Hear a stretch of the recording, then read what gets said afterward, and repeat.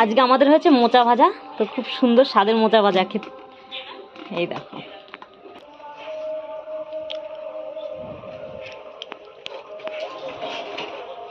দারুণ হয়েছে মোচা ভাজাটা।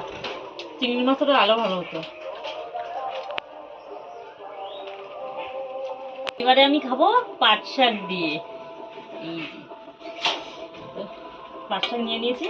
আর পাট শাকের মেন হচ্ছে ভালো জিনিস হচ্ছে এই যে রসুনটা ফোড়ন দিয়েছে না, এই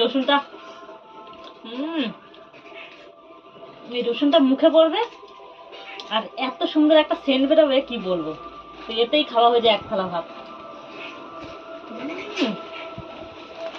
দারুণ। এই গরমের টাইমে পাট শাক যদি না খাওয়া হয় তো খাওয়াটাই মিস।